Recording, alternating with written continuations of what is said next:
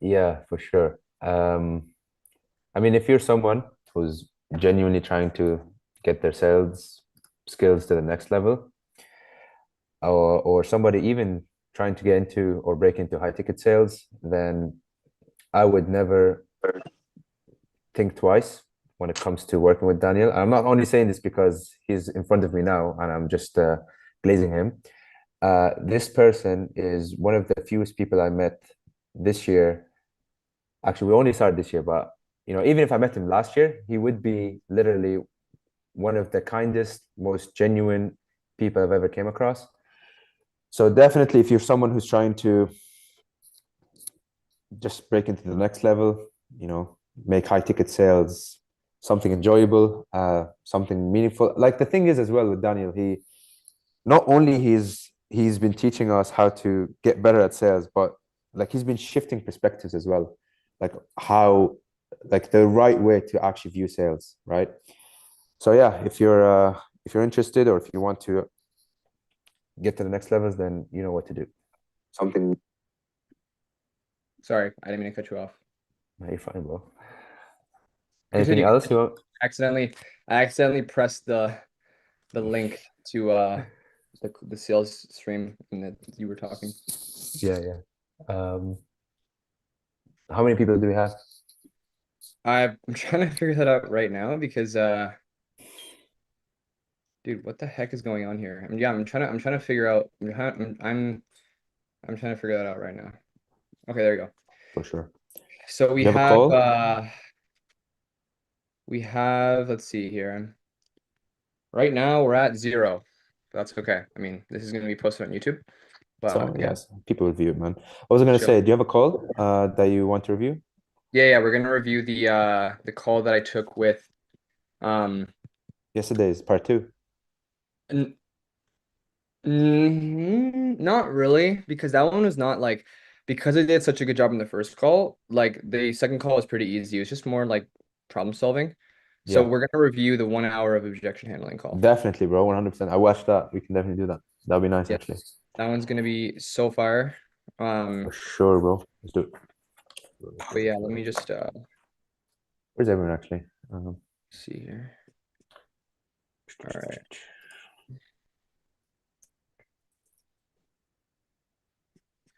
Yeah, there you go. So let's do this. I'm going to share sound.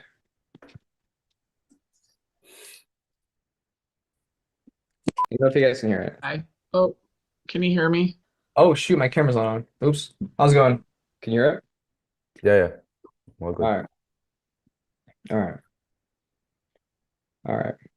So what we're going to do is we're going to just dive right in, and I'm also going to make sure I share over the shoulder so that I can look like this. But I'm not sure if the stream is able to see that. Um, I have no idea. Let's see here. I think it's only for us, but I'm not sure. Yeah, But I think. I think it's only for you guys because Yeah. Did you announce on or did you do a story on Instagram? yeah, Cool, cool, cool. I did. Okay, let's go. Good. How are you doing? Not too bad. I really apologize. Appreciate your patience. It's just like I don't know. I guess Zoom has like winter blues or something like that. I don't know what's going on. Um, It happens. No worries. where are you calling from? I am in. Okay, to give some context before we dive in, right? Oh, Olivia's here. Hi, Olivia. Say hi to the live stream. Hi. Say hi to the live stream. Oh, you're live. Hi. Yeah, I'm live on Instagram on YouTube. So, but don't worry, there's no viewers right now. Maybe people will watch it after on when I post it. So, to give some context to the people in the Zoom call and also the people that are watching from YouTube. This call was basically a call that very, very skeptical prospect. Again, all prospects are skeptical. Like there's not like a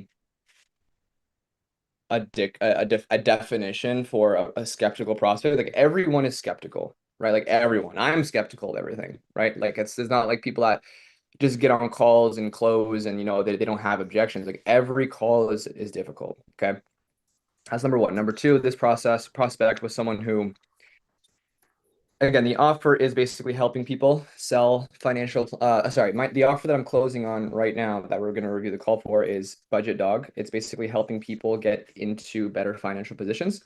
So helping people invest better, helping people get out of debt, helping people just be better with their money, be better suited with their money. So we end up attracting a lot of high income earners, sometimes low income, but like mainly middle to high class or middle, but this is a prospect that was like a manager at a tile company, and she's been wanting to actually get out of like her job for a while now and like travel the world and like have more money. And she saw her friends have kids and have husbands, and like she just felt behind. And again, it's a typical prospect. What can you do?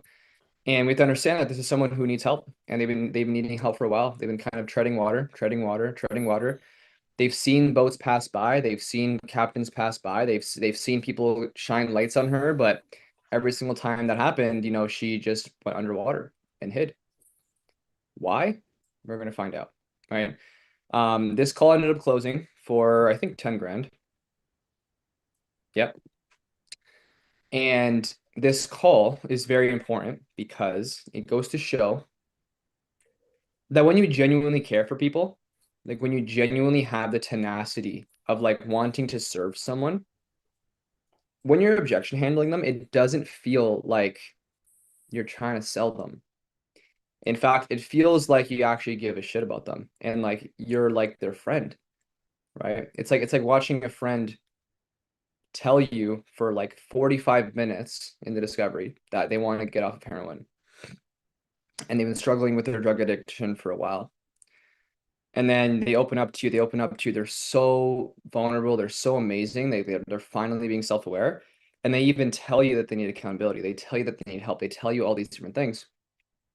And then the second that you say, okay, man, so you ready to go to the rehab? The same person that tread water comes out again. They pull out the needle and they're like this close to injecting themselves. And then all you're doing is just like grabbing the needle and being like, listen, I understand that it's way more comfortable to stay high and like stay homeless and stay super drugged up. But because I love you, I don't care how long it takes, all night, I will sit here until we walk into the rehab, even if I'm late for work tomorrow, even if I'm late to my next appointment, because I care about you so much, I'm not going to let you go. That frame is love. That's like shining someone's, again, Momo, how do you get someone to take off their jacket? You increase the heat, the temperature, the degrees. You don't force it or put them in an obstacle How that do you makes it increase the heat? forcible. The intensity, thermostat. Sort of, right? But this is also what you said yesterday, right? And I corrected you. What did I say instead? I Shine forgot. shine the cum Yes, brighter, yes, yes. I know, yeah. shine the sun brighter. Got it. There you go. Sun, Okay, the sun, yeah. not the cum brighter. Oh God, Hamza, Jesus. Okay, so listen, yeah. So you shine the sun brighter, right? If you want someone to take off their jacket, you're not gonna like send a 10,000 kilometer per hour wind because they're gonna grab onto their jacket even more, right? Or for example, if someone's in an Atlantic Ocean, if there's a piercing wind, they're gonna want to submerge themselves in the water because that wind is probably like destroying their skin cells. Versus if there was a sun and it's like scorching hot outside, but the water is freezing, they're gonna try to stay afloat. In fact, they're gonna grab whatever boat they can to get out of that water. I have a terrible fear. I mean, before we get into the call, I have a terrible fear of water. If you know me, I hate the ocean. I love the beach. I love the water. I love it, but I have a fear of water, even if it's in a pool. I don't know why. but I think that there's going to be like a shark that's going to come and eat me because it's possible. I could be in I could be in the rec center, in the leisure center. I could be in like the the YMCA swimming, and I'm doing the laps, and I'm like looking around me like in the water with my goggles, and I'm like, this is very uncomfortable. Very uncomfortable. And the reason why I'm telling you guys this is because sometimes as well, just like the analogy of like wanting to like take someone off the boat. A lot of the times you have to make them swim to you, right? It's like someone falls off a jet ski and you're in the middle of the ocean and you fall off the jet ski and then the jet ski's like bolting, like it's still going. That's my biggest fear. Being on a jet ski and then falling off the jet ski and then seeing the jet ski like drive away. Like that would I would rather drown than swim back to the jet ski because I'm terrified of sharks of coming because they'll see me swimming and they're gonna kill me, right? But if I don't move, I'm gonna die either way. So sometimes, especially when you're objection handling, you have to understand that, like, yes, guys, it's a very scary moment. We're like a massive cruise ship, partying, we're having a good time, we're all eating, and this is someone who's been treading water for literally years, and like they see us and they're like terrified because they have to swim through sharks and octopuses and all this stuff. So yes, of course, sometimes it's like as simple as like having the hand out right in front of them, but there's also going to be times where it's like they're going to be like they're going to have different depth perception and they're going to think that the cruise ship is like 20 miles away when it's really like a few meters. Which is why it's so important to frame yourself and to make people feel safe. You just have to basically show them that, listen, I understand that if you swim, you're probably going to attract a lot of sharks and you're gonna be terrified. I would be the same, man. Like I think anybody would have that fear. Even scuba divers would have that fear. Imagine being in a pitch black ocean and having to swim to a cruise ship that's like a mile away. Bro, I would rather just drown myself in that moment. Like that's how scared I am, right? So you have to understand that these are people that make the decision bigger than it seems or farther than it seems when really all they have to do is put one foot after the other. And then literally after they put one foot, they've already arrived. And then we're going to make sure we do everything in our power to make sure that we put one foot after the other. Because again, guys, these people haven't put their foot forward. Or maybe they have, but all of their weight is on the back foot. Momentum is everything, which is why in sales they say momentum is everything. The second you're bought in, the person's leaning. And then when you pitch, you're just like grabbing their hand and you're pulling them in. But you're not like coercion. You're not like persuading them or like pushing them. You're empowering them. Because it seems more exciting and it seems more empowering and it seems more logical to take that step, right? I think you guys all watched that one call that I posted. I don't know if it's on my thing yet, but I posted a call where this guy came from a life of, I'm probably going to post it after this call. I think it's just sitting in my drive. But there was a guy that I spoke to who like was super skeptical of coaches, and his whole entire career was just construction, and he bought a house, and like he was just tired of all the naysayers in his life. And but even then, like he had such a skepticism towards coaching and like getting help. Although he's read books, although he's read Think and Grow Rich, and he knows these things that he has to do it, but he just hasn't done it. But the way that you are talking to people on your sales calls, you're embodying who they want to be. That guy could have given me a million objections because I was prepared for it. I was like, okay, it's a young guy. He's like 26. He works construction. He's been saving for like 20 years of his life. This is going to be a hard sell. I was ready for it. But I wasn't even aware that the way that I was talking to him, the way that I was probing, the way that I was challenging his thoughts, the way that I was educating him in the discovery, subconsciously, I didn't know that that was actually making him want to be like me. You become a great closer when you influence people without even trying. And this guy literally, when I pitched him, he was like, okay, man, how do we do this? He's like, how do I pay you? And his card declined. And then he e-transferred, and then he like did everything he could. That's momentum. Because again, when you move the boulder, it's not like someone's gonna stand on it because they're gonna get crushed. They're empowered to move with it. Even if the boulder's doing its own thing, they're gonna run towards it. Run towards I don't know where. Right? Just like how you guys follow me. Because you have faith. Right? Sometimes faith is something you can't see. Right? So it's really just a matter of having faith that when that person's in the water, you're empowering them enough and you're influencing them enough and giving them enough courage to have the faith in themselves that they're going to make it to the boat and that it's not that far. And that the second they swim and they stroke, they're already going to be on the boat. The boat's not that far. In fact, everything I just said just now, I've been talking for what, 7 minutes? Obviously, not this long, but you can say exactly what I just said on a sales call. Because when someone doesn't do something, it's because they make the decision bigger than it is, and they think that they are not the type of people to do it. Again, I just came up with that analogy like just now.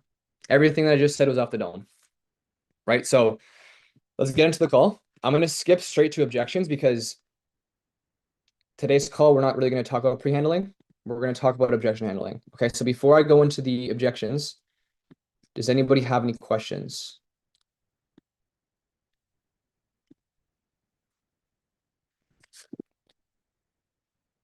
Someone asked me a question. Okay, if you really want to, I have one. So, like, the pre-handling is obviously the main goal is to not have objections, but I guess it's just an obvious one. Like, no matter how well you pre-handle an objection, you always gotta stay ready to handle them in the end.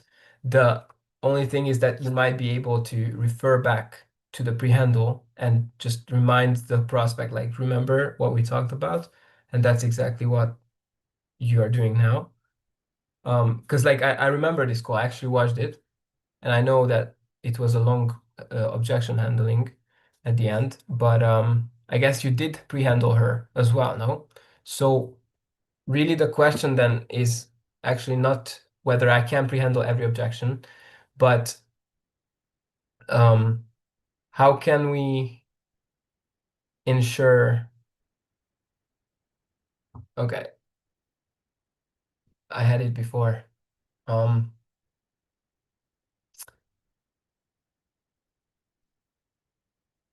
why would someone bring up an objection if you pre-handle it in the beginning? Maybe that's the one. Why would someone do that? Because they're afraid still, even though they know. Well, because saying one thing and actually doing it are two different things. The fat person that wants to lose weight knows that they're going to have a heart attack, knows that they have diabetes, knows that their doctor and maybe some friends in their life are saying they got to change. But does that really make the person change? Even if they say to the doctor, yeah, I need to. Is that really going to make someone change? No. Why wouldn't they? There's got to be action on that. They don't believe it. Yeah. It's not their opinion.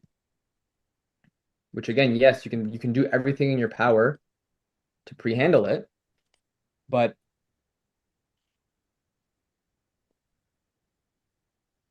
I'm sure when you started getting closer to God, you might have believed the things and you might have said certain things and you might have preached the gospel and you might have told people to not watch porn, to, pray every day. But are you perfect? No. we still sin, even though we know what we need to do.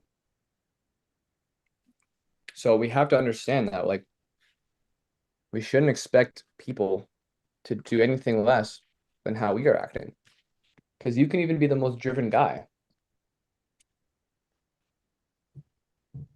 yet nobody knows that, like, on the weekends you watch anime and do nothing, which again is not a bad thing, but not everyone's perfect and not everyone is going to respond like a robot, because why would they? So again, yeah, it's important to a degree that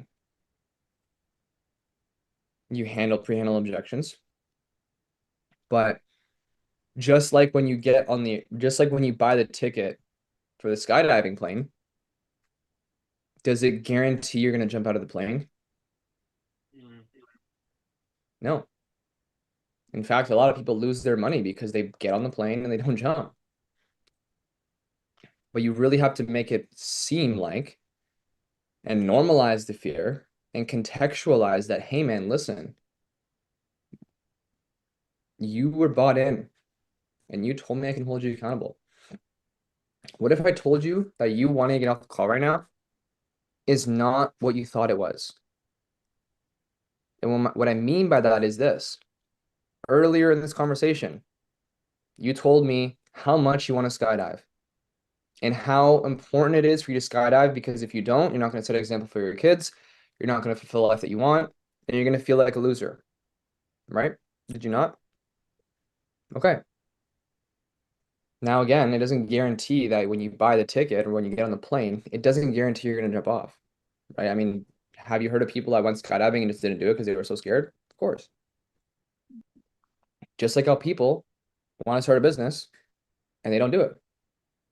Or just like how people want to lose weight because their health is at risk and their doctor is telling them they're going to die if they don't make health changes. But why are there still obese people? Why do they still stay fat? Because it doesn't guarantee that when you make the decision, it's not that it's not going to be scary. But you have to gain the courage to understand, yes, it's going to be scary, but the decision I'm making is way bigger than it has to be.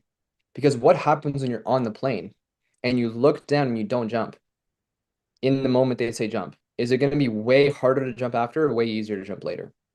Probably way harder. In fact, like, now there's pressure. Now you only have a minute to jump and you're psyching yourself out versus just having someone push you off the plane. And then you're like, oh, I'm gliding. I'm slowly gliding. And then the guy pulls the parachute out. Okay, now I'm floating down and now I landed. And the difference between the person that lands and the person that doesn't land is that the person that landed and jumped out the plane is that they can say that they were the person that they thought they were and they actually did it. And they can now say that they are that person versus the person that got on the airplane and did nothing. That's why there are people that are broke. That's why there are people that are fat. So in this moment, who do you want to be? Do you want to be the guy that makes the decision way bigger than it has to be and just waste your time, waste my time, and you just don't do anything and you just stay on the plane and then regret not jumping out? Just like how you've regretted not jumping out in the last 10 years?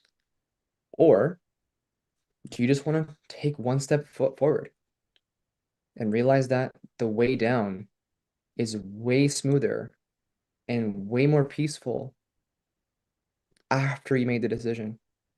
Who do you want to be in this moment? Right? That's a reframe that you can use. But that's kind of how you have to think about it. Okay. It's like you do it not with intensity, but with love. And love is intense. Lust and affection is different from love. Like a maternal love for your child is far different than a Friday night, one night love. You have to treat each person like your brother, like your sister, like your mother, like your father. Right? That's why I say you have to give daddy energy, because you have to be daddy. not in a weird way. You just have to give that energy. You have to give BDE. Do you guys know what BDE means? Big Daddy energy. Big dick energy.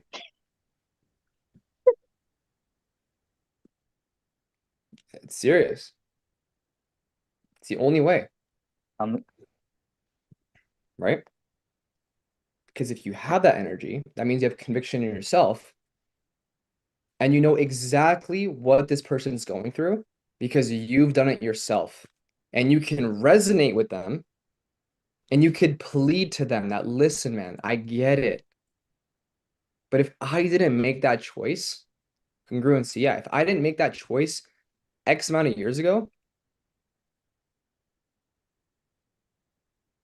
I would probably be on the other side of the call right now. Why do you think you're talking to me? Is it because I haven't done these things myself? Like, would I be lying to you if I said that I haven't done it? Or would I be lying to you that all of our clients that face this exact same moment, the ones that made the decision ended up being successful because the ones that didn't in the moment never committed to themselves? There's always going to be people. Again, I'll do one more reframe. Because again, this is an objection handling session. And then we'll watch the call. It's just you have to know how I think, or else what you're gonna hear is just like, oh my God, like he's so good, but like you have to know why I'm good, right? Another reason as well is this. People are always gonna give themselves reasons to not do something. Have you ever been around someone who like looks at someone else and they're like, oh yeah, like he's successful or he drives a nice car or he has a big family because like he got lucky and I can't because I work a minimum wage job and like I just have back problems and I just can't do this because of this and this and this and this and this reason. Have you guys ever had people like that in your life? I have. Right now, there's always going to be two types of people. If you've ever heard of the quote, "The man in the arena," right? There's always going to be people on the sidelines giving reasons as to why they're not in the ring themselves.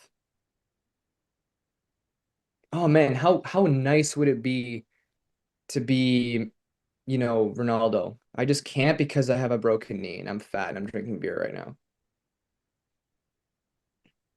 Or damn, like I wish I could be the guy that's like, driving the F1 stuff, but I don't have enough money to buy a car.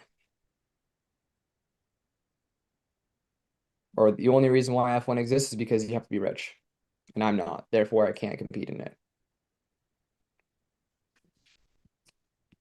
Or I watch NBA every Sunday. You know what? Like I would have went pro if the chances of going pro weren't so high, so low. Because only 1% of people in America do that, so I might as well not try. Or, I wish I could be like Momo, who's married and has 2 kids. But you know what? I went on Tinder and I went on 1,000 dates and I didn't find a single person. Can you imagine the quality of dates on that app? The quality of people on that app? Can you imagine? Right? So it's like there's always going to be reasons to not do something. Just like when someone says to you, I need to think about it, or I don't make decisions on the spot. That's person number one. Person number two is the person actually in the arena. They have the same limitations, same limiting beliefs, but all they did was step over. In life, who's going to get to where they want to go faster? The person that's the person that is on the sidelines making reasons as to why they can't do something, or the person that's in the arena fighting the same demons that other people are fighting. And obviously it's the second one. and then you can just incept their behavior. So how much longer do you want to be the person that makes excuses why they can't do something? Looking back, what have you lost out on because of this? What happens if we have this same way of thinking and it prevents us from ever doing anything in our life or preventing us from investing into our skill set? What happens then? So how committed are you to gaining the courage, drawing the line in the sand, and just jumping over it and just fucking doing it? Because you don't have to. You can end the call right now. Right? That's how you got to think, right? So that's, again, I've given you guys a lot of ammo and a lot of reframes. But again, it's like, when we review this call right now, so I just want to spend the next 20 minutes reviewing the call because I want to show you the process of how to get there. Because what you guys need to understand is objections are all the same, because ultimately it's not the objection or the reason why someone doesn't do something that prevents them from jumping in the arena, right? Again, just like how someone doesn't, like the doctor analogy, sure, the symptom is that they don't get help because they're scared, but why are they scared? Right? So we always want to probe the problem. And in objections, or on like the post pitch, it's always fear. It's not what they said. It's always fear. Or placing the crown on someone else. That's usually it. Or not assuming responsibility. Or thinking they can't do it, which is honestly all the same thing. It's just fear. They don't have the balls to do it. Right? Ultimately. Meaning what? Meaning that when we review this call, right now, I just want to draw something really quickly on my whiteboard. I just want to make sure it's in the room. Because if I reviewed this call right now, half of the stuff that I would say would fly over your guys' head. It would. So let's make sure that add a page.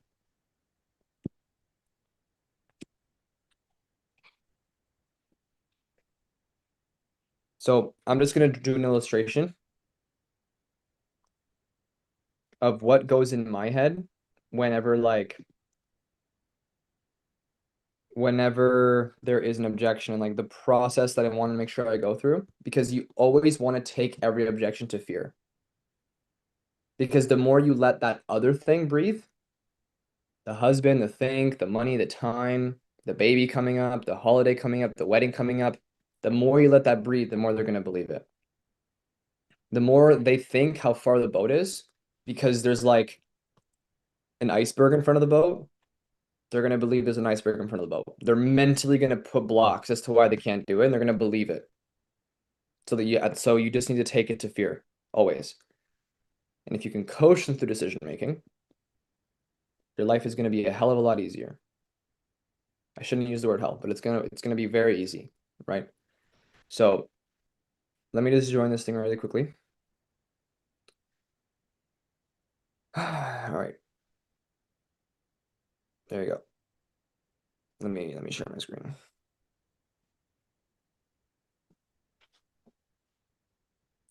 Thumbs up if this is helpful. Like you guys are learning a lot. Okay. So let me just explain what happens in my head whenever I get objections. What happens is this. So let's say I do my discovery, then I pitch someone. And obviously the discovery has the pre-handling, all that stuff. Okay. After I pitch someone, which again, I usually drop price at the top, not the bottom, because I want to make sure that they understand like the price first, because their brain does this. And I think I've explained this concept already. I think I have like a training on that. I just don't know where it is.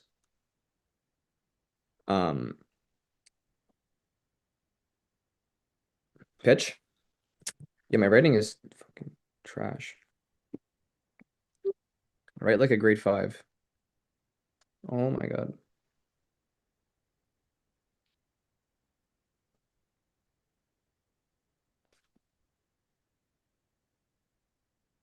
I don't even know if that's spelled right. Okay, so now, That's correct. okay, good. Thank you. Okay, so now what I want to do is I want to understand, like, aside from the investment, like money aside, like let's just say money was just an object, right? Like push the money to the side. What is your certainty of what we just talked about? Now, I don't say it like that. Usually when I'm on this process, I usually ask a few questions. After the pitch, I'm usually like, cool. So that's pretty much it. So in terms of the process, right, aside from the actual investment, how do you feel? That's one tie down. How do you feel? Aside from the money, it's a very broad one. If I'm running out of time, I don't really ask it because it can like spiral and it's not really a direct question. So you don't always want to ask that question. Okay. But what I'm doing is I'm just tying down. So these are called tie downs. Okay. Tie downs is just tying down the certainty. All right. And I'm asking a few questions like, how do you feel? Aside from the money, what do you like?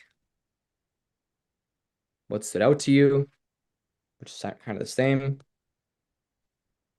Like, tell me what you like. That way their brain is now like psychologically like telling me why they like it and how they feel. Because if they say I feel bad, then it's like, okay, why do you feel bad? Oh, because of this and this and this. Okay, let me answer those for you. Blah, blah, blah, blah. How do you feel now? Good? Gotcha. So what stood out to you? What do you like about it? Now, I do not do the BS like on a scale of 1 to 10, 1 being like bad, 10 being good. Like I hate that stuff. Like it's immature, it's outdated. And it just doesn't get the sale anywhere. Because if you ask someone on a scale of 1 to 10, how do you feel? 1 being, oh my God, I hate this guy, I want to get off the call, and 10 being like, this is the right thing to do, you're forcing their brain to basically tell you that this is the right thing to do, and they're not going to tell you that. Are you kidding me? You're expecting a lead to tell you that it's the right thing to do and they're going to get started right now? No. No, it's not going to work. It's just not going to work. Sorry, Cole Gordon. So now, next thing, after the last tie down, which I always do, the money, like the boom, like the greatest tie down of all time is there anything that we've talked about today in the process that gives you the feeling that this may not work for you? Now, why do we ask this question? Can someone answer that before we move on?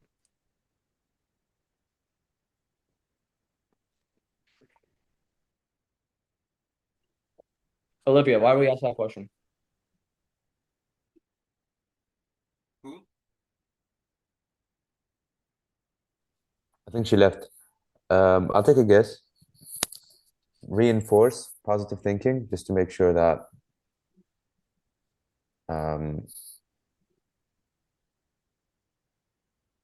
What do I always say? no. So what am I doing right now? Yeah. By asking you guys a question instead of you guys just listening to my lecture. Engaging us. Okay. And engaging does what? What does it turn on? Our brain. The brain. Thinking. Yeah. If you ask somebody, hey, is the sky blue? Yeah. Do you like the sun? Yeah, I do.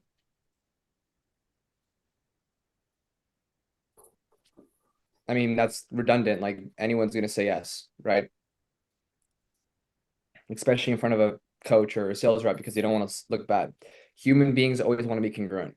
They never want to look inferior. They never want to look wrong. Saying I need to think about it is a polite way of saying no because humans don't have the balls to say no or confront.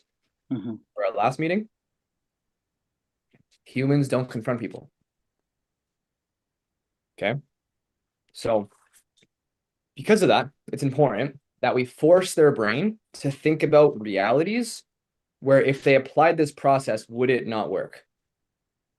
Because then we can ultimately decide or ultimately identify their insecurities about the program. Right? Because if I ask you, is there any reason that we've talked about today that you feel like it might not work? It's going to force you to really think and be like, well, if I apply the process, I mean, the tracking system makes sense. The grow is logical enough, and then the protect, I mean, yeah, like, so, I mean, no, I mean, if I do this, yeah, it's going to work. Bingo. Right? That's way better than having them tell you on a scale of 1 to 10, 10 being this is the right thing to do. Because then you're forcing a response from them. Whereas this one, they're taking the initiative to tell you why it makes sense, to tell you why it would work. So now you're in pocket. And you also make them feel like they're in control. Not only that, but you enforce their opinion. Again, the fat person's only going to want to lose weight if they actually believe it. Because what you think is what you say. That's it. And what you say is what you do. And if they say to themselves that it's going to work, they're going to want to stay congruent to that. Because they don't want to confront. They don't want to contradict themselves. Right? That's why it's called identity framing. When you hold someone to a higher identity, they see themselves that way. Meaning if they do something outside of that, they're contradicting themselves and they look bad. Okay? So after I ask that question, which is, is there any reason why it wouldn't work? Usually they're going to say no. There's no reason. This is going to work. It makes logical sense. Cool. So aside from the money, do you have any questions regarding the program? Or do you want to talk next steps? Usually when you ask questions, guys, you have to understand that people only really listen to the last few words. And I ask this in a specific way because I want them to just want to talk about next steps. I'm programming their brain. Because if I say the question like this,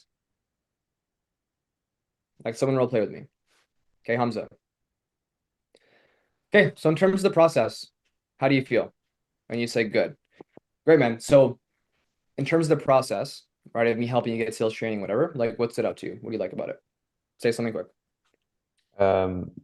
Yeah, the group coaching, the personalized coaching as well, the one-to-one aspect, many things. Why do you feel like it's going to work out for you? Yeah, I've never done this before and it seems unique. So I would want to give it a try and see. But what about the process specifically makes you feel like this would actually work? The one-to-one, I guess, aspect. What about the one-to-ones though? Yeah, like I get to kind of work with the coach on one-to-one basis where they get to understand my current situation more and give me more personalized um, solutions, I guess. Sure.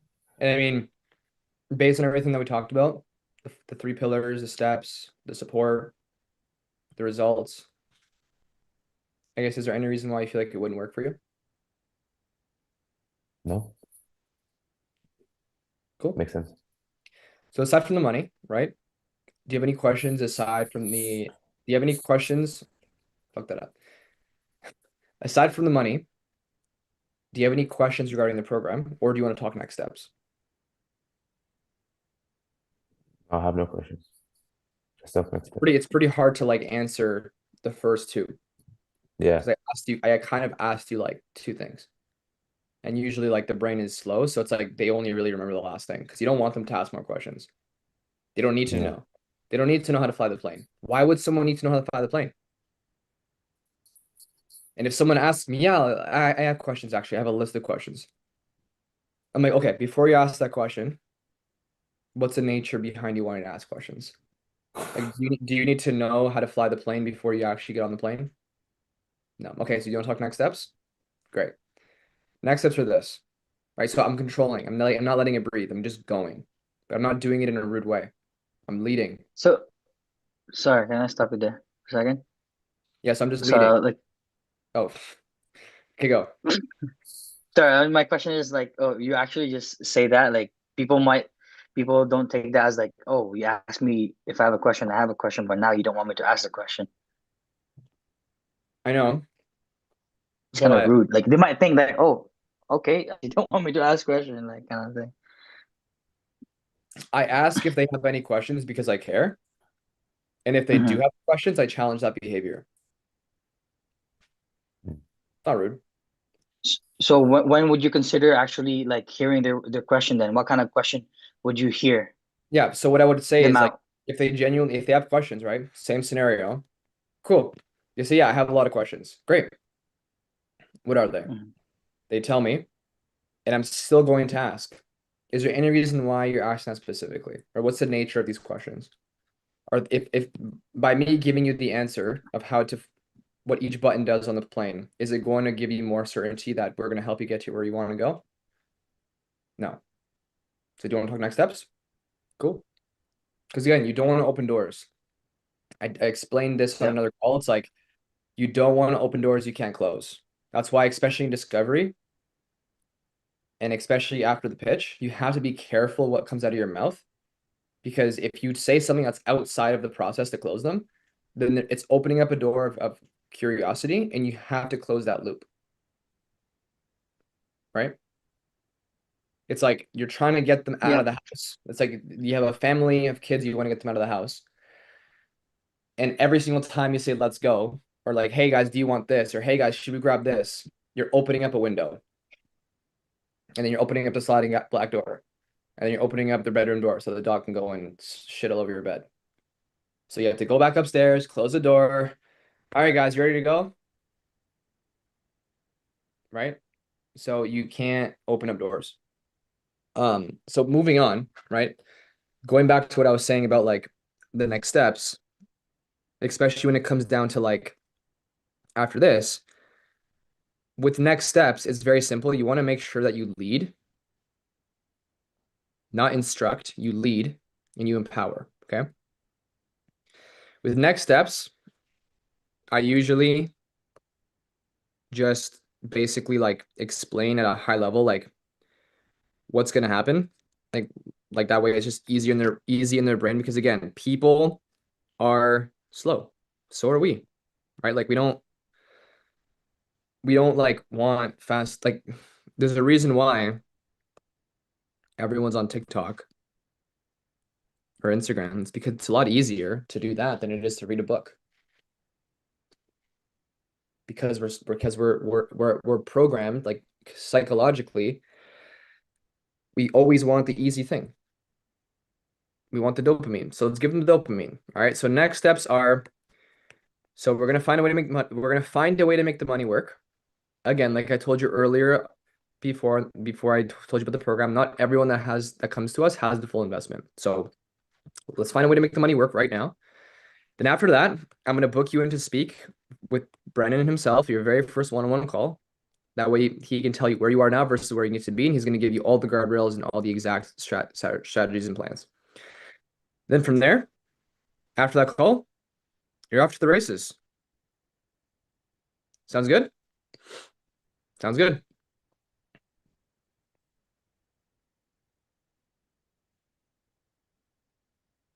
Great. Go grab your card. Give me 2 minutes to fill out the onboarding, and I'll book you in to speak with Brennan. I'll see you in a bit.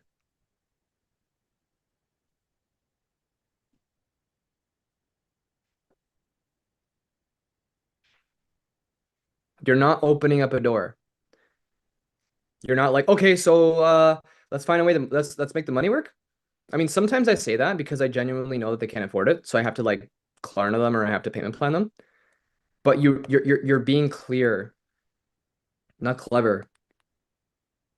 It's not that complicated. After you do next steps, you just straight away go for the no. You need to go for the no right away.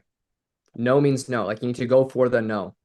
The more chances, and I told this to Olivia, when she first met me, she was scared to close. It's like she was avoiding it. It's like she was allergic to closing. She waited for the right moment to strike. But the more offers you make to someone, whether it's 1 times, 2 times, 3 times, 4 times, the more likely they're going to buy. Now, with this lady, I did it like 15 times. I did not let her go. But the sooner you get to this, oh my God. The sooner you get to this, the more money you're going to make. It just makes sense, right? So after you do next steps, you move right into the close. All right, so next steps are this. We're going to find a way to make the money work. Like I said earlier, not everyone that comes to us has the full investment. Then after that, what we're going to do is I'm going to book you in for your very first one-on-one call. That way you basically just implement everything that we just said. And then that way Brendan can see you in the face and he can be like, all right, here's what we're going to do now. After that call, you're off to the races. Sounds good? Sounds good. All right. Go grab your card. I'll grab the invoice. And then if you give me like 2 minutes or 5 minutes, I'll be done the onboarding process and we'll be kind of done at the same time. Okay. So go grab your card and I'll grab the invoice. I'm not saying sounds good or sounds fair or can we do this? No, I'm leading. I'm assuming the sale because they said that they need this. So why would I question it? Yep. Sometimes I actually don't assume the sale because sometimes it's like hard to remember everything at once. Like again, not every call is going to be perfect, guys. But that's why it's important to review your own call. That's why it's important to pull out a pen and paper and like draw this shit out. Because I did that on the last meeting where I basically explained like all of the steps on the call and like what happens after this thing and then what happens after this thing and then what happens after this thing. You know what I mean? So it's like it's important to like sharpen your axe because just like Abraham Lincoln said, right? For the ones that are not American in here, he was I don't even know who he was. I'm not even American, but he was a very important guy. And he said if I had 7 hours to chop down a tree, Sharpen for the first 6 hours. I would sharpen the axe for the first 6 hours. Because again, it's easy to lose this fire. It's easy. Like sometimes like bro, I'm not even gonna lie. I'm not even gonna lie. Because we've been talking so much about like discovery and like pre-handling, this morning in the shower, I was like, dude, like how do I objection handle again? Like how do I close? Like I genuinely forgot. I was like, how? Right? Because sometimes it's easy to lose your fire. Sometimes it's easy to like lose your edge. So I had to literally sit down, draw it out, prepare for like 2 minutes, and then I was good. Or I watched a call recording.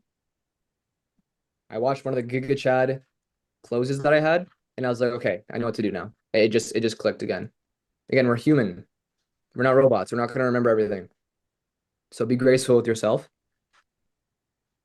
But that's basically what you got to do, right? And then, like I said, usually the objections don't come up until this point, right? They're either going to buy or they're going to give you pushback. And that's when the real objections start. But again, with any objection, anything that comes up, wife, money, time, whatever, you always follow the process. Gotcha. So aside from needing to think about it, how do you feel? What stood out to you? You always do it. You always do it. Gotcha. So aside from needing to think about it, Gotcha. So aside from speaking to the wife, how do you feel? What do you like about it? Is there anything that we talked about that wouldn't work out for you? Whatever. Blah, blah, blah. Gotcha. So do you have any questions regarding the do you have any questions outside of the investment? Do you have any questions aside from the investment? Do you have any questions regarding the program? Or do you want to talk next steps? Next steps. Okay, next steps are very simple. So we find a way to make the money work. And then we book you in for your very first one-on-one call. And then from there, he'll tell you exactly what you got to do. And then from there, you're off to the races. Sound good? Sounds good. All right. So grab your card. I'll get the invoice. And then give me like 5 minutes. I'll be done the onboarding process and we'll be out of here. And that way you can book you in for your first call. I don't care if they just said they needed to talk to someone or they need to think about it. It doesn't matter. Like I'm not gonna even acknowledge it. Now, if it comes up again, then we can have fun. That's where the real magic happens. Now, I know I said I was going to review the call, but, you know, this is the process you have to follow before getting to the objections. And the objections are simple. It's the exact same process like up here, but all you're doing at this point is just acknowledging, yeah, man, totally hear you. I get that you want to go talk to your wife. That's totally fine. I wouldn't want you to not talk to her. That would be disrespectful. Or I get that you want to think about it. Again, whenever I make big decisions, I always feel like I need to take a step back. I understand. Gotcha. I understand that it feels like a lot of money. It's a big decision, so I understand. Then from there, we want to isolate the objection. By the way, guys, I am doing this off the dome. I don't think I've actually explained my objection handling process to anyone at this level. So this is the first time. But I'm doing it because at this level, at this like care, because I'm good. I know what I'm talking about. Right? But it takes time. That's why it's like the more that you practice, the less that you study and the more that you actually do it, the easier it gets. Because there's always closers that just study role plays and study stuff, but they don't just do it themselves. They don't gain the courage. So first thing is acknowledge. Application. Yeah, exactly. First thing is acknowledge. Second thing is isolate the objection, which again, there's many ways to do that. If it's think about it, time, money, spouse, like you just want to basically give them options. That way they can pick the one that you want.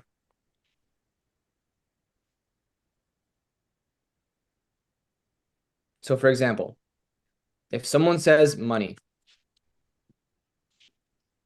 got it. So when you say it's like a lot of money, is it because like you think that it's like not worth it? Or that like you don't actually have it? Or is it that it's just a big decision?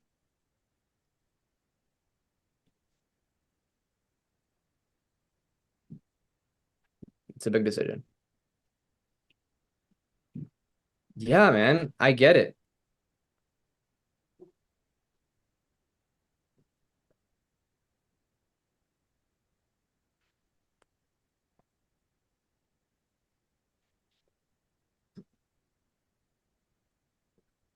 Or actually, it wouldn't really be isolated. It would be more like probe or like identify it. Because again, like if someone says something, you just want to like understand better as to why. And then you're basically just doing discovery again. You're just pre-handling it. Yeah. You're doing the exact same process again. Like I you're have a quick question literally before you move doing on. the exact process. Yeah. Sorry to interrupt. No, I just write notes and I just want to get this right. So you would say, so is it a big decision or is it not worth it or you just don't have it? Would you say it like obviously not like that, whatever, but would you say You in them always three want ways? you always want the last thing to be the thing that they're gonna say. So is it because you don't have it or is it not worth it or Here's what I would is it say. 'cause So like, it's a again, so big if someone decision? says, "Oh yeah," so if I say, "Okay, like grab your credit card, whatever, let's go," and they're like, "Yeah, I just need to think about it. Still, I don't want to make a big decision." Totally hear you. I mean, yeah, it's definitely a big decision. Obviously, don't freaking stutter that long, Jesus Christ. My brain wasn't working.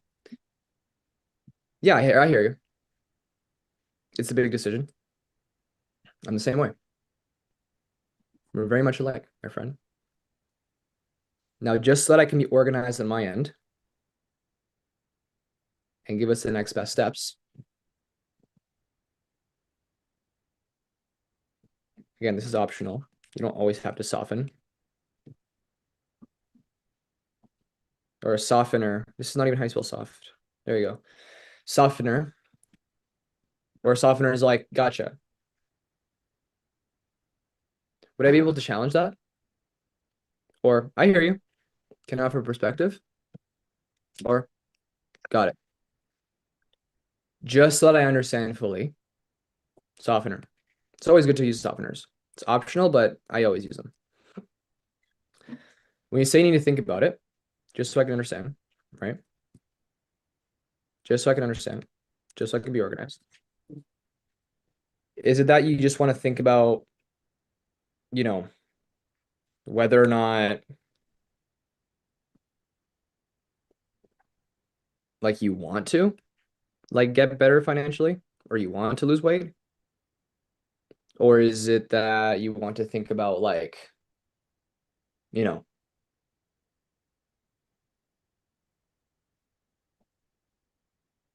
like, or is it just that you don't actually see yourself doing this? Or is it that it's just a big decision and you need a little bit of time to think about it because it's more comfortable to think about it?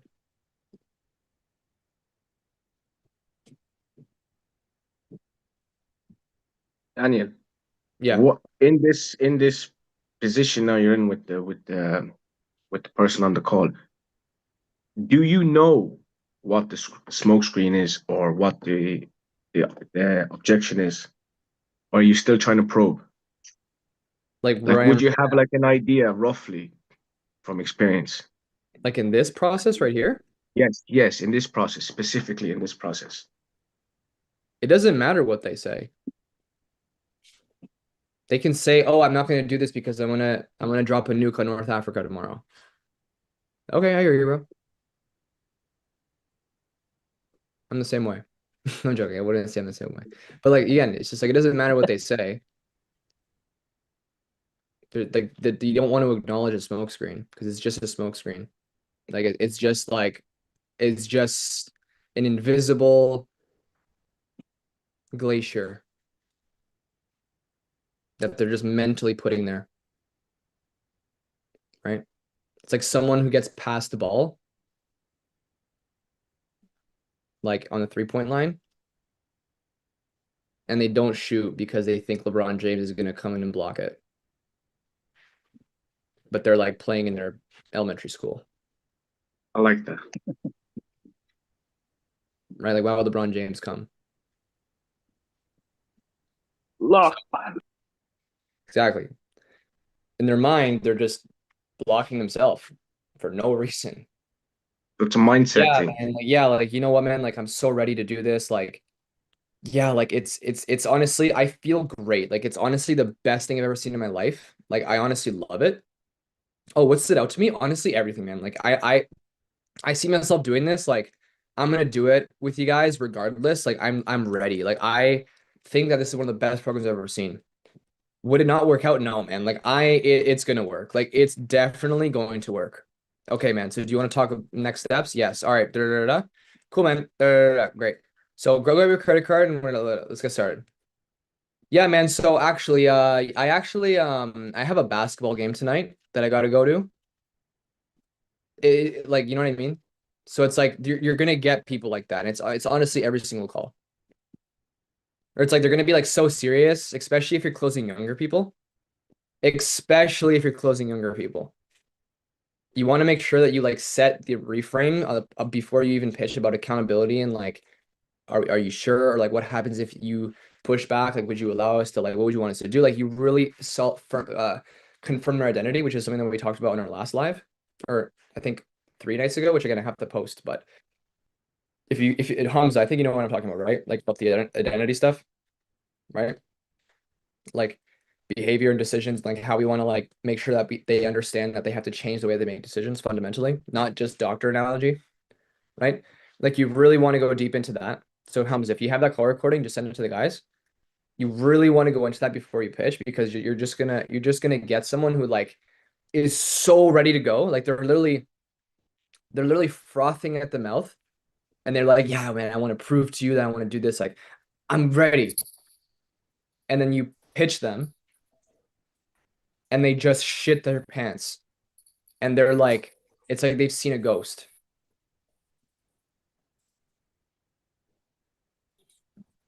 So again, it's always important to be ready.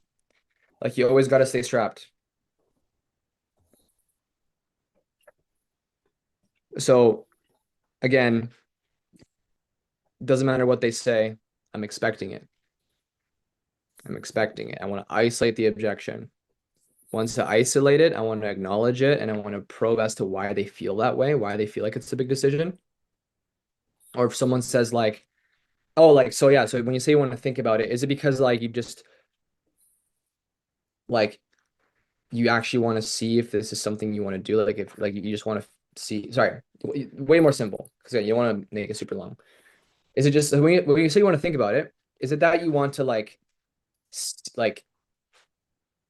see if this is something that you want to do, like get better financially? Or is it that like you don't see yourself doing this? Or is it just that it's a big decision? And they're going to say, yeah, it's a big decision. I always wait before I make decisions, or I always pray before I make big decisions, or I always call my mom before I make big decisions, or I always sleep on it before I make decisions, or yeah, I just never make it. I've never made a decision like this, so I just want to really make sure I meddle with it and I can process all the information, or I just want to make sure I can like digest all of this. So if you can send me an email, like I'd love just, you can do that. Or, I'm just not comfortable right now. I don't want to be pressured. Whatever they say. Because again, it's always uncomfortable to take the big step. But they don't want to admit it. So when they say something like that, oh, like I always sleep before I make big decisions. I know you do.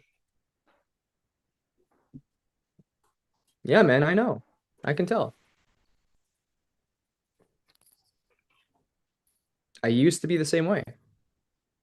Not I am the same way, but I used to be the same way.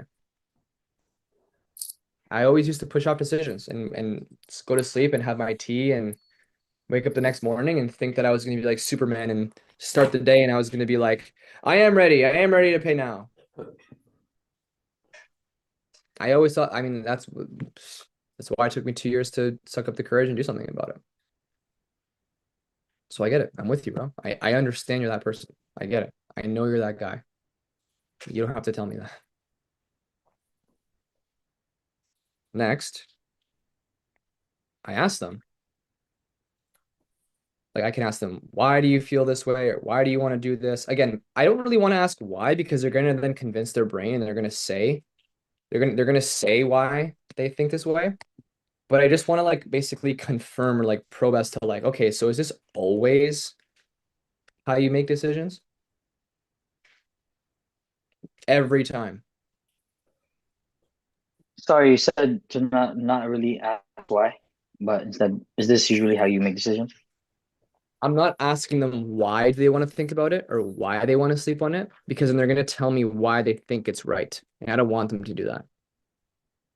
Okay. Because if I let them, it's basically giving them permission to let the objection breathe. So when I say probe, I mean like gotcha. So is this always how you make decisions? Or got it? Can you see how always needing to take a break or a minute before you jump off the cliff has kept you on the cliffside for 2 years? But again, that's more advanced. That's more like confrontational, and like you really have to be a G to do that. But sometimes you just gotta be patient with people. It's just like pre-handling objections. It's just like pre-handling objections, but you're actually handling them. It does not change, guys. It does not change. Now I can go on and on and on and on about how we do this, but again, you guys already know how to handle objections. You guys know how to do it already. Gotcha. So when you say you always make decisions this way, my brain goes in a million places. I can ask them like, where has that led you? Or would you agree that the decisions that we make ultimately affect where we are in life? Would you agree that the way you made decisions has led you where you are today? Yeah, so what type of person do you want to be? Like, there's always going to be two types of people. The person one who always make decisions based off of how they feel, and they want to rest and they want to make the comfortable decision of not making the choice now or not jumping off the airplane now. Or you can be the person that just jumps off the airplane because they know that it's the right thing to do, and they know that it's going to be a lot harder to do it after, because they've seen themselves wait years and years and years and years and not do anything with their weight or do anything with their finances. So I guess in this moment, like if you want to get to where you want to go, like if you want to get out of debt, if you want to provide for your family, what sort of decisions do you have to make? Person one or person two? And they're going to be like, person two, why do you feel that way? Tell me why. Obviously, I'm not saying it like that. I'm just like, yeah, you're right. How come? And tell me why. Gotcha.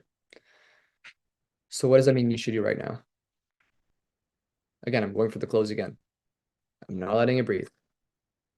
Gotcha. So what does that mean that, like, so, okay, so tell me again, like, Andrew, what is it that we have to do then? Okay, again, I'm not asking like that. That's very bad tone. Got it, man. So then help me understand. If you agree that we have to make decisions that are uncomfortable and we just have to take that leap, what sort of decisions do we have to make moving forward in our life so that every single day when our head hits the pillow at night, we can say to ourselves that we've done everything in our power to be on track to be successful. And they're going to say, blah, blah, blah. Got it.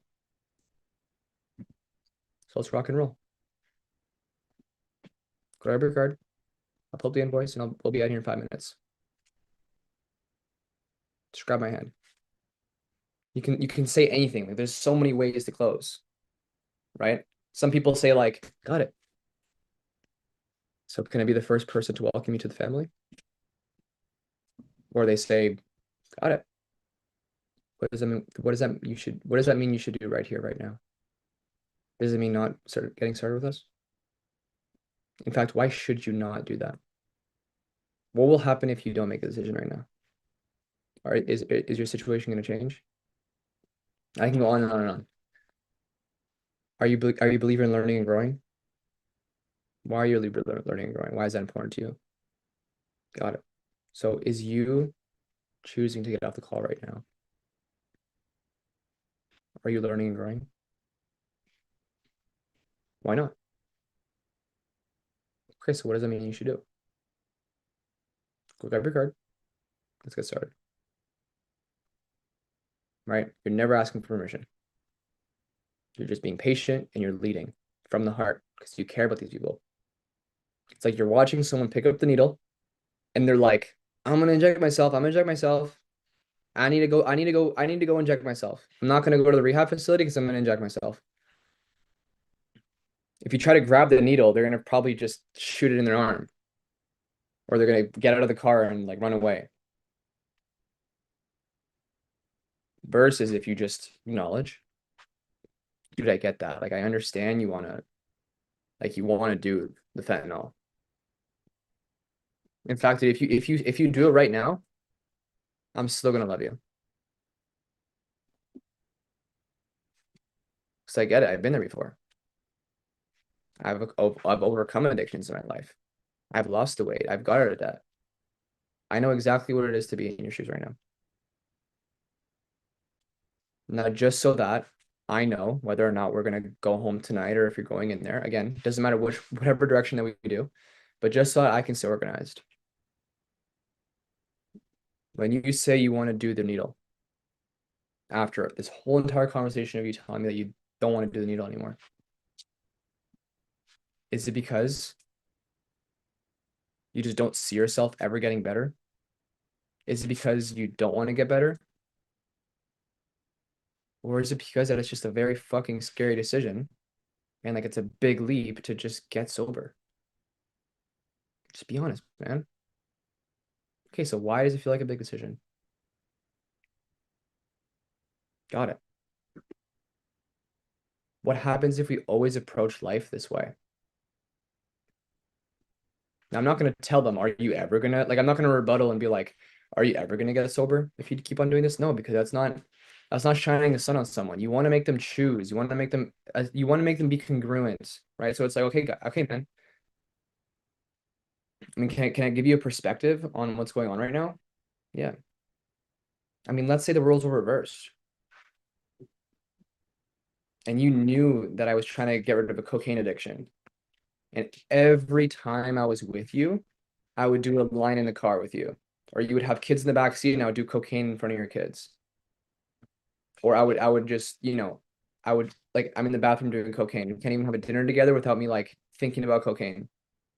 Or like I ask you for money like every night because I can't afford to fulfill my drug addiction. You would be pretty worried about me, right?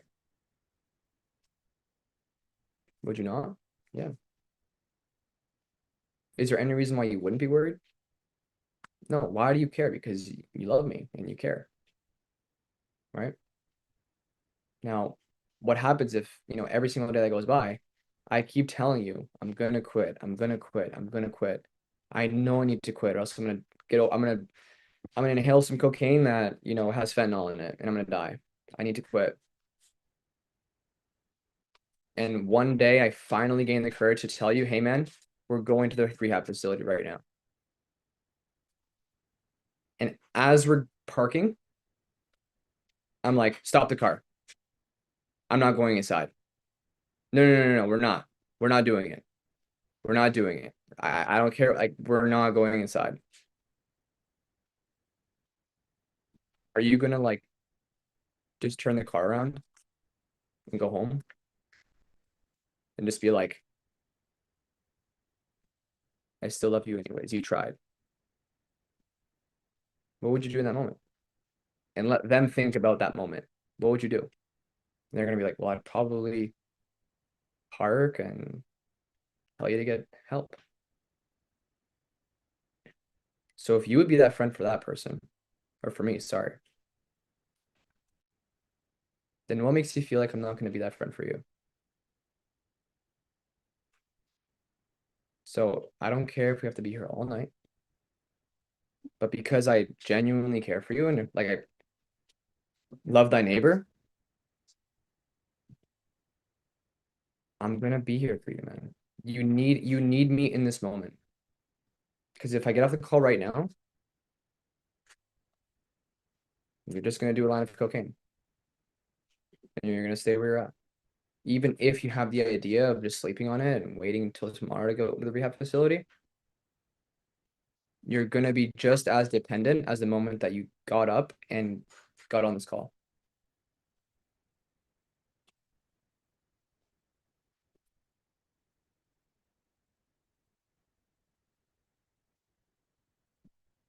So who do you want me to be in this moment? Do you want me to guide you and lead you and support you and be your cane and be the guy that's behind you when you're going skydiving and the instructor? Like, do you want me to be your coach?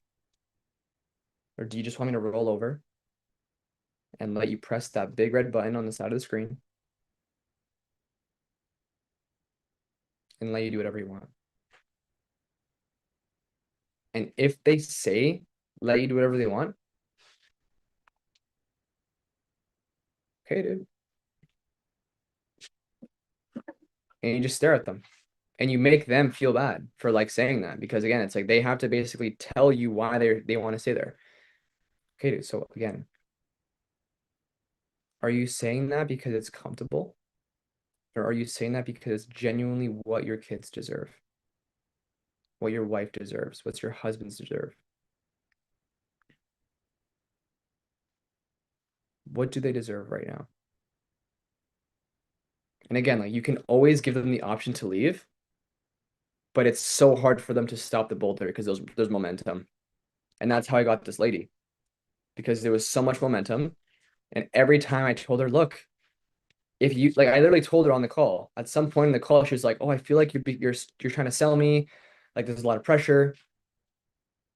And I literally told her, "Great, you need the pressure. I mean, I hope you didn't just book this call because you want us to like pat you on the back and like say I love you every single time you have a limiting belief. No, I'm pretty sure you want us to coach you, right? But here's the thing. If you think this is a sales call, let's end the call right now. I am not selling you. Okay? So look, let's just end the call. How about that?" And she couldn't. She literally couldn't. Attachment. Yeah, it's attachment. It's like, look, you came into my office. I'm a doctor. You explained all the symptoms to me. You explained exactly how horrible this has been for you. And I'm trying to give you the medication. I'm trying to write you off the prescription, but you're the one that's choosing to not take the damn note. You still have to grab the note. You still have to drive to the drug mart and get the pills and then get help and then get the surgery. And then you have to book yourself into the surgery. Is you going to sleep tonight really going to give you that clarity? Like, are you going to have some like profound, like, is God going to come down in your sleep and be like, do not be afraid. You need to work with Daniel. Call him right now at 3 a.m. No. So what are we doing here? No, but Daniel, I feel like you're gaslighting me right now. Like I feel like, I just want to take my own time and, just I'm gonna do it, but I can't do it now. But you're really pressuring me. I really feel I really feel like you're selling. Okay. Let's just put the sales aside for a second. Because again, you came onto this call to join our program and learn more about it. If I was selling you, it's because I cold called you, I was knocking on your door. Let's just make that very clear. If you feel like I'm selling you right now, you can end the call. Okay, that's fair. Now, gaslighting. What do you even know what gaslighting means? Like, yeah. Talking someone into something that isn't the actual reality or exaggerating reality into another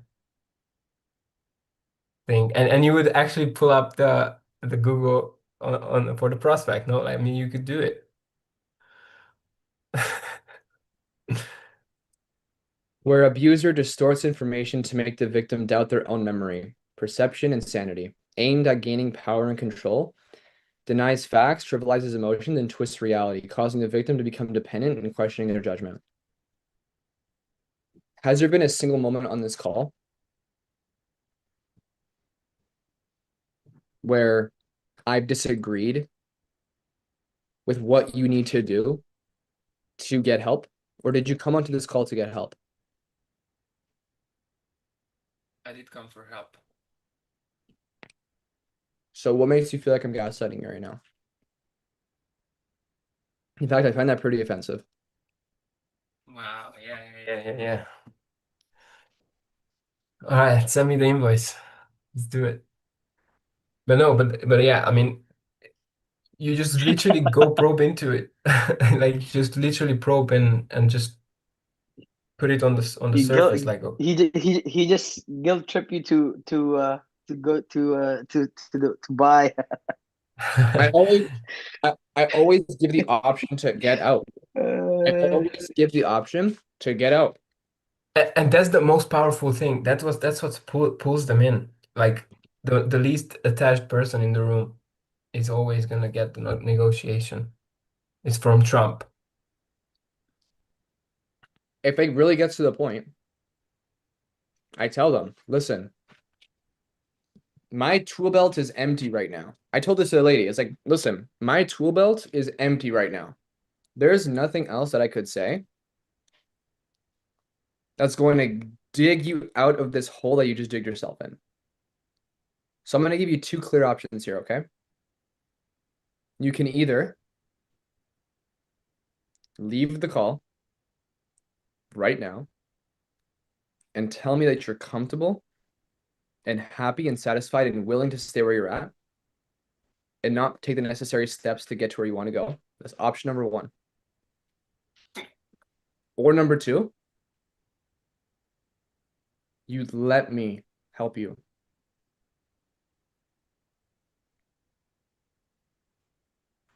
Where do you want to go from here? Yeah. That's just cooked them, bro. Like they're cooked. Like they Yeah. literally have to say that they're comfortable. And if they say, yeah, I'm not gonna make a decision right now. Stop saying things that aren't factual. It's not that you can't, it's that you won't. Tell me with your lips right now that you're happy where you are right now. And they'll let you go. That's crazy. Wait. I just Serious. remembered something. How about this objection? I want to check out another coach because I booked a call with them as well, and I want to check out what they have, and I'm gonna get back to you. Cool, man. So, yeah. I mean, yeah, I hear you. But what about our conversation makes you want to look at other airlines? Nothing in particular. I just, I actually like this. Is it that I you just saw it. I just like to be organized? Yeah. You say like you want to look at other options. Is it because like one, you don't believe what we have and you just want to make sure there's a better option out there? Number two, you don't actually see yourself moving forward with us. Number three, you just want to look at all the options and gather all the data and talk to as many people as you can before making a decision. Yeah, I would say I'm inclined towards the second one. Yeah, like just want to consider all my options and gather everything, like every data, like all the data. Why would you want to do that? It's always better to have multiple options. And since I already booked the call, I don't want to just, I just still want to show up there. And then once I have their, Do you believe that though? Do you believe that like having multiple options is better?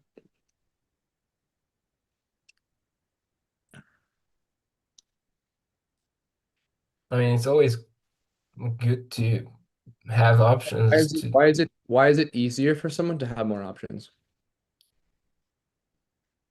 Is it because it's more comfortable to know that there's like a backup plan or like a plan C and a plan D and a plan Z and then like, oh, like I can like, is it just that? It's just you just want to make a more comfortable decision. I get it, bro. Would you agree? yes, bro. Okay. So do you want to take my hand and learn how we can get uncomfortable so that you can finally start providing the life that your family deserves? Or do you want to always seek the most comfortable route to do what you need to do? Which one? Yeah, I guess you have a point. I mean, hey, even if you were looking at other options, does it really change the fact that everyone knows how to fly the goddamn plane and that you're going to be late to your destination if you just don't pick one flight? Hmm. Even if our flight's more expensive, do you want to fly in the cheapest plane?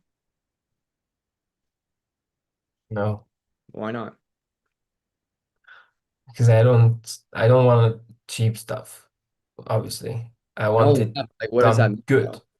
Not only, I, well, I, not that, but like what happens if you always resort to the cheapest flight or the cheapest TripAdvisor, the cheapest Airbnb? Like, are you gonna be in like the safest, most professional setting for you and your family, or are you gonna be like uneasy, like cockroaches on the walls, like the chance of the airplane freaking breaking apart and falling and dying? Or is it that when you buy something cheap, like you're just receiving more for your buck and it's the same quality, it's the same experience, or are the experiences drastically different?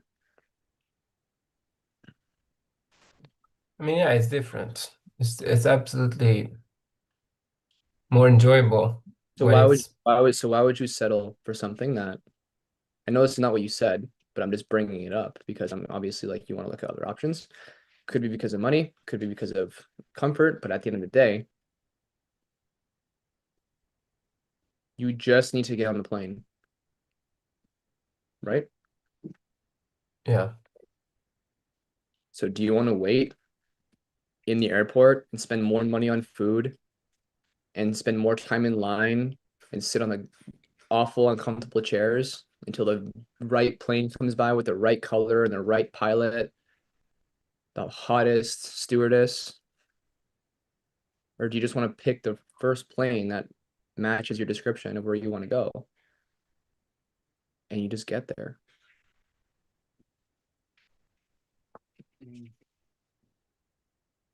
Yeah, I mean, it's not about the money. You keep So here's what, mentioning that here's what we'll do then. Go grab your it card, might be, yeah. grab the invoice. We'll be out of here in 5 minutes. That way you're not late to your flight. Then you can get to where you want to go. Okay. So give me like 5 minutes. I'm gonna pull up the onboarding information now. So grab your card and we'll probably be done at the same time. Sounds good? Oh man, let's do it. Let's do it. Yeah, you just go for the close. Yeah, that's a big lesson actually. Like Assume the sale. Assume the going in, sale. yeah, You just have going to in. ask for the money. Not ask. You have to go for the money because someone who is looking down at the cliff and they're leaning and they're holding onto the rope that's like holding them on. If you tell them to let go, they're not gonna let go. You have to freaking chop the rope off or push them off the cliff or grab them or attach them to your harness and jump off the airplane. Because a person that just goes skydiving for the first time, they're not going to jump by themselves. They're going to jump with the jump master or the instructor. Like Because you said earlier, don't instruct, you lead.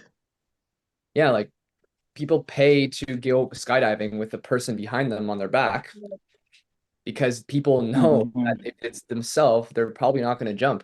The jump masters literally give them no choice. They literally just freaking throw them through the thing. Even if they're Yeah. like struggling, they literally like, even if the person, there's videos online of people literally like being like, no, no, no. And the jump master's just like walking backwards off the plane and they fall off. Like, yeah, and they start vomiting. Oh man, that's crazy. Yeah. So basically, just to recap, you actually asked me the reason I want to consider the other option, and you also tied it to comfort, Because again, right? acknowledge, Isolate. action, give them an option, which is always fear or like comfort, or opt out or cop out or displace responsibility. Like for example, if someone wants to talk to their wife, cool man. Now earlier in the conversation, you said that like the responsibility of the finances is yours, right? Got it. So when you say you No. want to talk to your wife, no, but they did say that because I right? Yeah. Got it. So when you say you want to talk to your wife now, is it because like you want to go to her for some information that you haven't received on this call? Or is it you want to ask her for permission because she's the leader of the responsibility of the finances? Or number three, is it that you just want to, you feel like you need to involve her in the conversation because you want to honor and respect the relationship? And they're always going to say the last one. What was the first one? Let me just keep going. Okay. And then when they say, yeah, I just want to honor and respect the relationship, got it. So does honoring and respecting the relationship mean that you can't make the decision for your family right now and do what's best for them? Because what does your wife have to do with this decision? Like, are you taking off the crown and then putting it on her for like a minute and seeing how she reacts? And like looking at like if she starts smiling and like if she like salutes? Or like, are you like, what's the reason? What's the point behind the king wanting to go and turn around to the vice president and ask for permission for something? Or even if they're like, yeah, I hear you, it's me. I just want to include her. I got it. Dude, I'm literally married myself. I know. Like, I would not do something without my wife knowing. I But can't you, say that though. but you told me earlier that your wife is supportive, correct? I mean, and Yeah. can I offer you a perspective, Daniel? Sure. Like, does your wife know who Brennan is? I told her about him, and I just kind of showed her a few. Does she know about like the program, and does she know the ins and outs and like everything? No. Okay.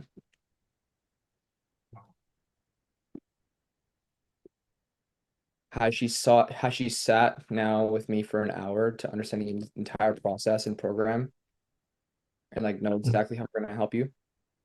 No, of course not. So again, and you let me know, because again, everyone's different, everyone's special, right? So I just want to fully understand. How is it fair to her that you're coming with her with the weight of the decision when she's not even involved in the process at all? That's really good, man. Okay, how Dude, about like that's what I said to you. I was like, Andrew, how, does it make any sense for you to go talk to your wife right now when this is your decision to make and she has no idea who I am? Like, bro, like if I literally, and again, like you can say, listen, dude, like if I was on a call with someone and I told my wife, yeah, like I'm gonna speak to this guy and like I'm gonna see about his program and just get more information. If my wife was in the kitchen and I was like upstairs in my office and the call was done and they walk downstairs and like, hey, honey, hey, sweetie, give her a kiss on the cheek. So here's the deal. This program is like amazing. Like they're gonna help us, they're gonna get us out of debt.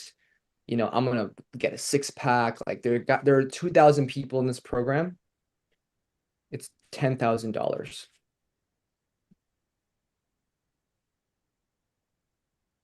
I think my wife would probably like take off her glasses. Slap you across the face.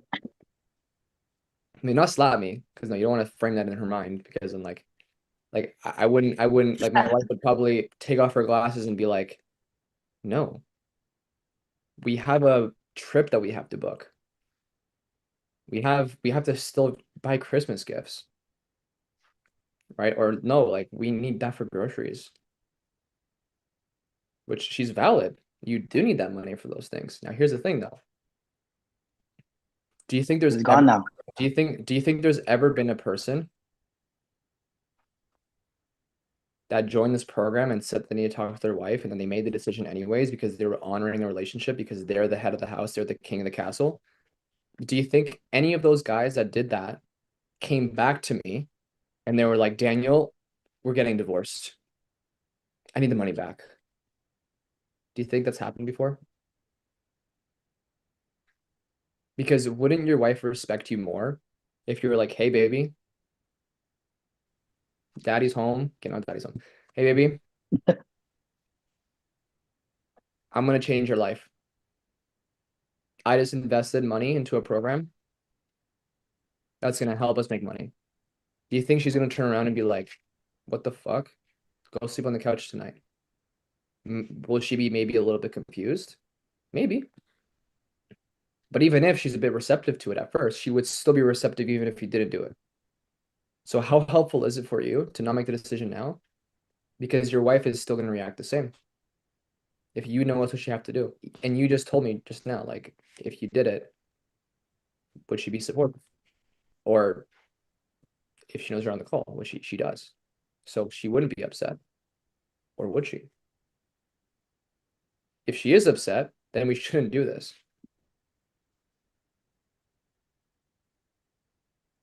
So look, I see a king right in front of me. I need you to assume the role right now and make the decision, Take the crown. because you're daddy. You're the king.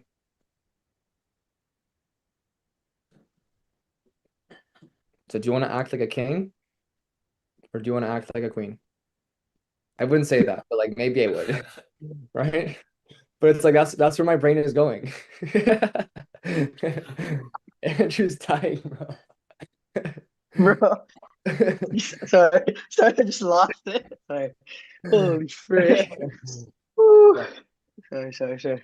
Andrew is locked in. But um, I think also if I could just like give a 2 cents there, I think when it comes to that as well, what I've seen that work a lot when it comes to spouses is like asking them if they knew about the meeting beforehand, even though they're not there, John and understand. ask the spouse like, oh, like yeah, like in the discovery, right? Or like tell them like does your wife trust you to be that person that makes the decision that is best for the family? Like, usually they would say yes. I mean, if not, then why is she not here? Like, you know what I mean? Like, not of course not that way, but usually it helps a lot when people know that, oh yeah, like my wife, you give them like a boost of ego as well.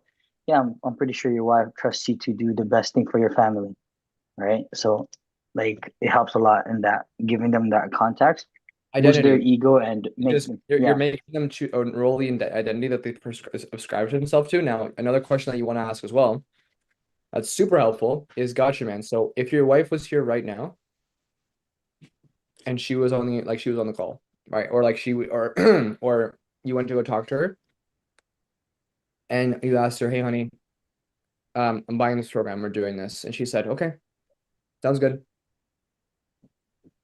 Would we be doing this? Yeah. Okay. So is there any reason why your wife would not say to not do it? Which again, you can go that route, but then it kind of like again trains their brain to like sell you as to why he should talk to her because she might say no. But like you always want to ask, okay, so if she said to you, hey honey, yeah, it's a good idea, you should do it, you would do it, right? Okay. So in what world would your wife come to you after you made this decision and tell you that it wasn't a good idea? Now, if it was a bad idea, I mean, did you read anything at all on a trust pilot or anything in this process that reads that we're in the business of ruining marriages? No. Bro, if your wife literally came and like was furious with you, text me. I'll send your money back. Why would I hold your money? But I can guarantee you that she wouldn't do that. So let's try it out. Let's assume the role of a king. Go grab your credit card and let's freaking do this thing. Because we're men, right? Sounds good, man. One thing, Daniel. Yeah, sorry, Mama, just quickly, bro. How about this? Because let's say if you ask about what the wife would say, they can always say, like, I don't know. That's why I want to talk to her, right? So that's why you can't say, really, what do you think she will say? What do you think she will, whatever. So, like, If they say I don't know, then you'd be like, exactly. How would they know? and that's the next thing. How about closing them or asking for the close in this way? Like, let's say you ask them, so what is it that you're looking for actually? Is it more support or permission? And if they say support, which is obviously if it can't really be permission because you pre-handle it that they are the decision makers. So if it's support, Sometimes they'll still say permission. They'll be like, I never make a decision without my wife. Okay, so you ask okay, permission. yeah, then that's a different route. But if let's say the support route, how about actually assuming them into it in a way that, okay, so look, obviously it wouldn't be fair, or like, would you say it wouldn't be fair to ask your wife to support something that she doesn't even have context on because you haven't sat here with me, whatever, whatever. So how about I let you into the program, we you get in, I give you access, and you can show it to your wife, so that way she has something to support. And if you don't like it, then you can get back. And it's There you like go. yeah. Same thing, but here's the thing though. Before you when you say yeah, like how would it be fair? Before I say would it be fair? Sorry. Before you say is it fair, you don't want to make a statement. You want to ask a question, right? Because they have to tell you why it's not fair. So how would you ask it? Just like, do you think Would it's it be, fair to act? would it be fair if you loop your wife into this and you say, hey honey, hey baby, it's 10K. I mean, most spouses would say no. I mean, I don't know any spouse that wouldn't. How would it be fair to put the weight of the decision on someone who hasn't been in this process at all? Would it be fair? Why would They it be say fair? no. Why would it not be fair? Okay, got it. So again, we're not in the business of ruining marriages. So would it be best? Maybe that it's not comfortable. Maybe not easy. Because again, we're not here to do something easy, right? No. All right. So would it be best if you assume the role of the king of the house and you make the decisions for the kingdom because you want to honor and respect the kingdom? It's a hard decision.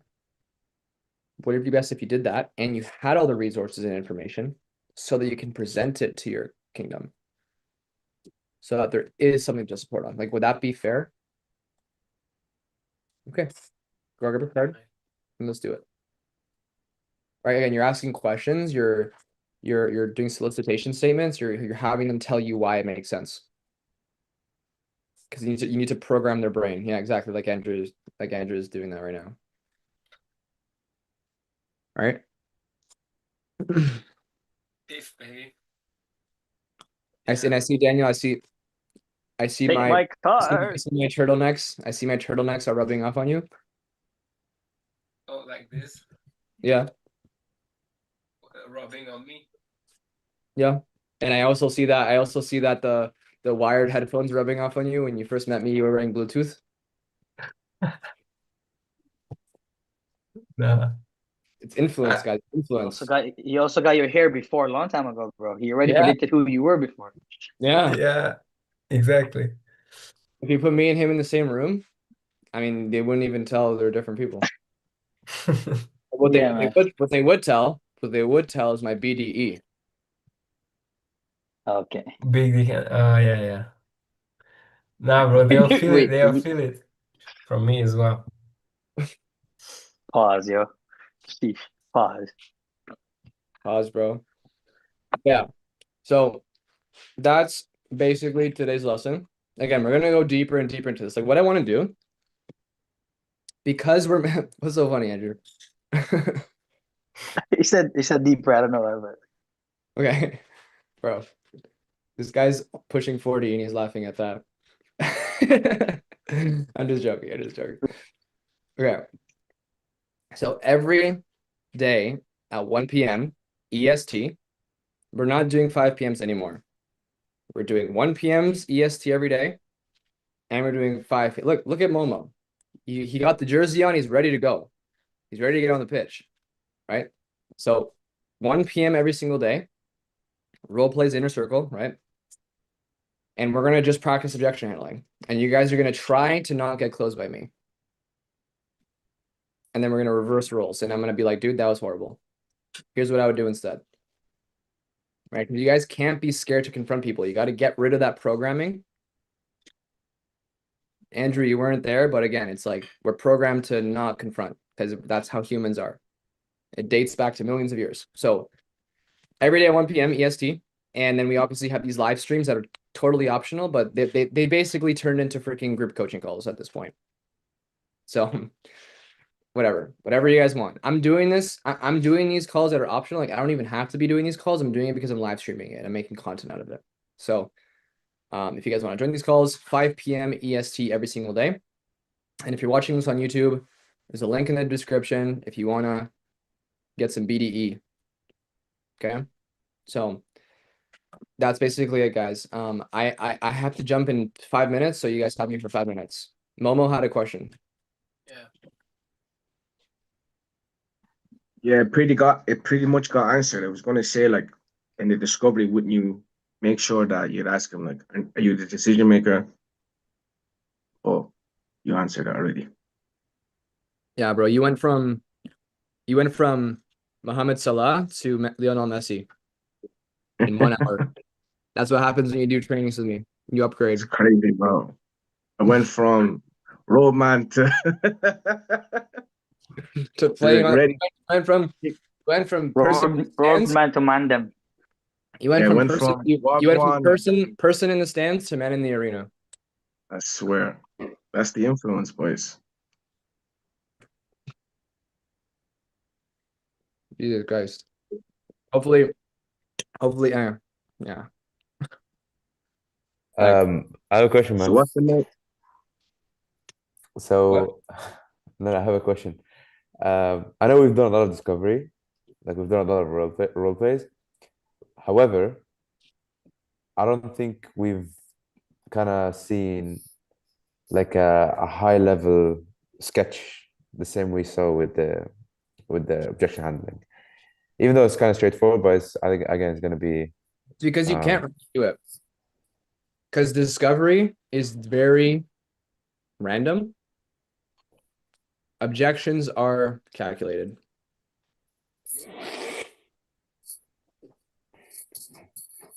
Right? Because again, you have to be agile. I'm not training you guys to be robots. yeah. Right?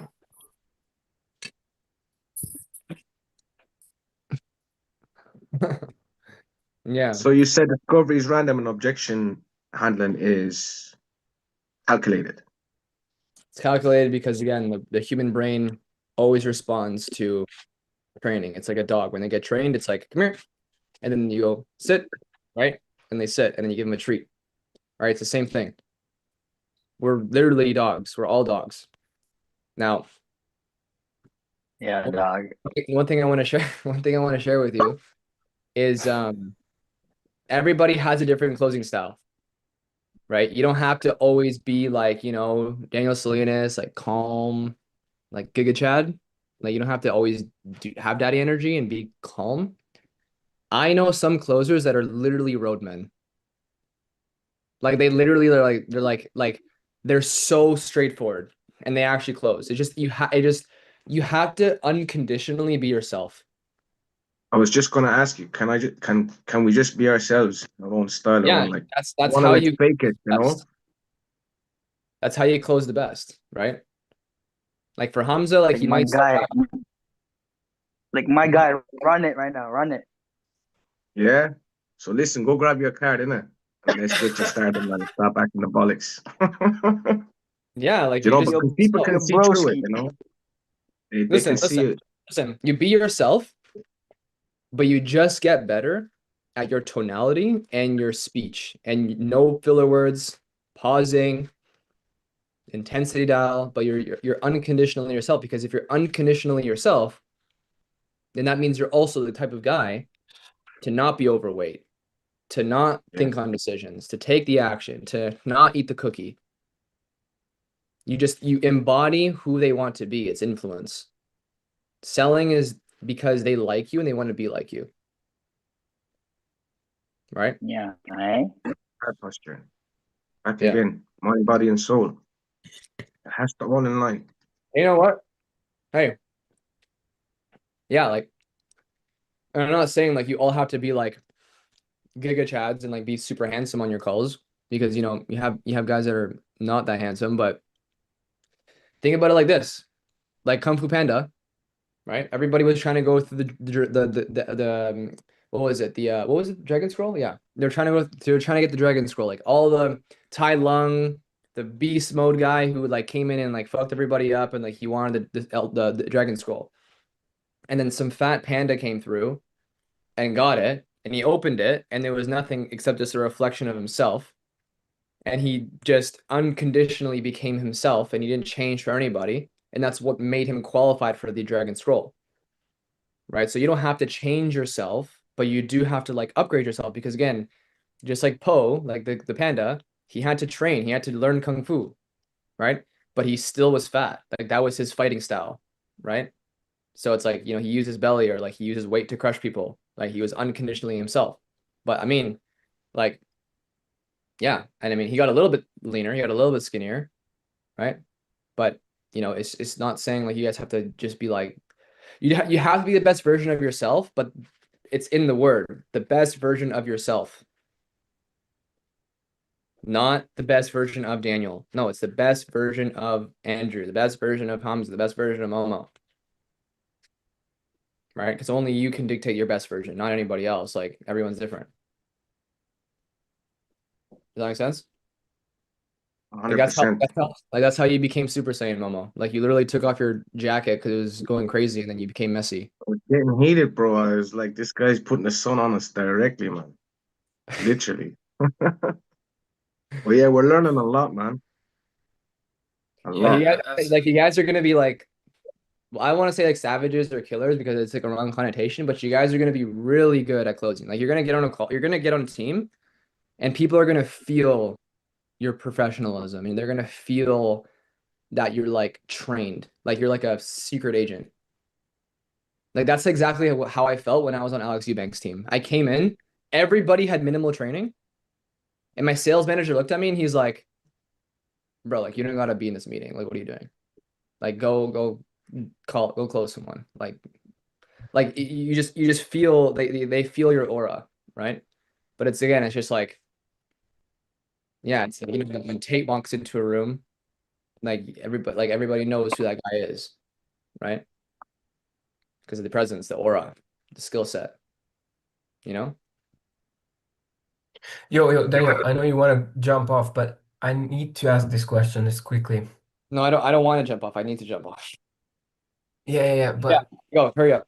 so I get this thing like you are already a G yourself. You just become a no, it's you are yourself and it's like a G version of you. Like you're becoming a G, right? But and as you said, you don't want to change yourself. You want to be yourself, just develop yourself and level yourself up. But like if I look at my current process and what I tend to find with myself is basically if I'm being the current version of me, I would feel uncomfortable, let's say, when I have to ask for the second, third, fourth time and close the deal. So, you know, how do you change That's why I that said best. aspect? That's why I said best version of yourself. Yeah, but okay, let's say Because everybody has the potential to do whatever they want in life. They just have to actually do it, and they have to believe in themselves. And they have If to you're their actually. best version, There you has to won't be care, bro. there has to be congruency in your life to make it the best version of yourself. right.